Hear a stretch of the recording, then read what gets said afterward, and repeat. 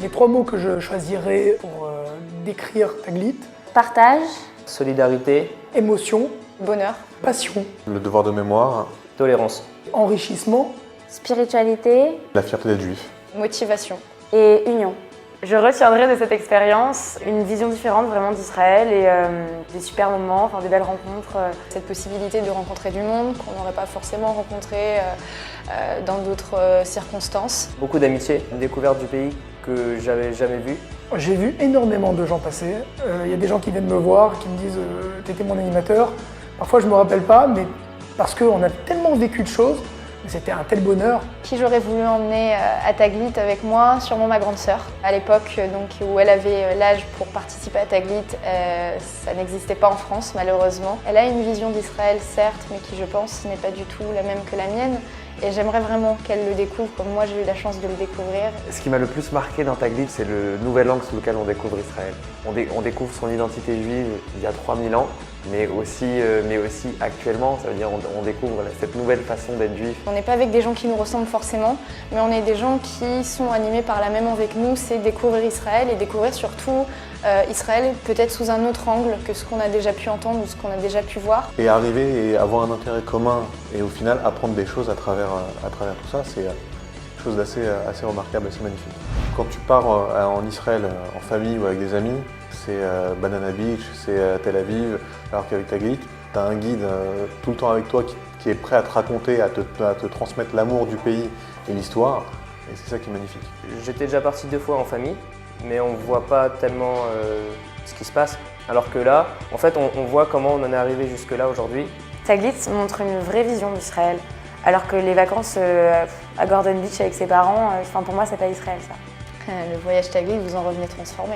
C'est-à-dire que vous partez, vous ne savez pas ce que vous allez trouver, vous ne savez pas avec qui vous allez dormir, vous ne savez pas avec qui vous allez vivre non-stop pendant 10 jours. Et quand vous rentrez, au contraire, vous avez limite pas envie que ça se termine. Après mon voyage Taglit, j'ai complètement changé d'avis sur Israël. J'ai découvert que c'était un pays qui était vraiment très ouvert. Tant qu'on n'est pas sur place et qu'on ne va pas voir les choses soi-même, on ne peut pas voir que c'est un pays aussi bien culturel qu'historique et en même temps tellement moderne, en même temps si jeune et avec autant d'histoire.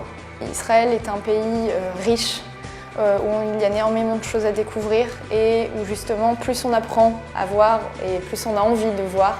Quand on est là-bas, on a les choses pures, directes. Les conflits dont on nous parle et qu'on nous rabâche sans cesse, quand on voit en vrai la vie en Israël, on voit que les gens s'entendent bien, ils vivent ensemble.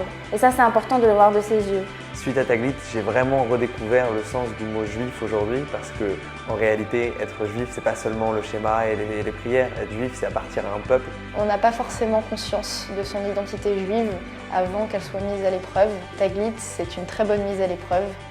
Pas parce qu'on la critique, mais bien au contraire parce qu'on la met en valeur. Avant, on va dire que j'étais juive assimilée. À l'heure actuelle, j'essaie vraiment d'être beaucoup plus pratiquante. Je me sens plus proche des autres juifs de manière générale. Un juif, c'est pas un drapeau, un juif, c'est pas un bout de terre, c'est un ensemble de choses. C'est ça un juif, c'est la solidarité aussi qu'il y a derrière. Je me sens vraiment décomplexée suite à Taglit par rapport à ma pratique du judaïsme. On n'a pas à cacher sa religion. Après mon voyage, j'ai vraiment redécouvert ce que c'était d'être juif et cette fierté d'être juif. On ne peut pas être plus fier d'appartenir à ce peuple qu'une fois qu'on a fait un voyage Taglit parce qu'on l'a découvert, on le connaît. Moi, il faut savoir que de base, ma mère donc, est juive et que toute ma famille est morte dans les camps. Donc du coup, ma mère a complètement coupé le lien avec toute la partie juive. Donc je suis partie de zéro. Partir de zéro et commencer par un voyage initiatique en Israël, c'est quand même énorme. C'est énorme, c'est beaucoup d'informations d'un coup. C'était sûr que j'allais pleurer. Pardon.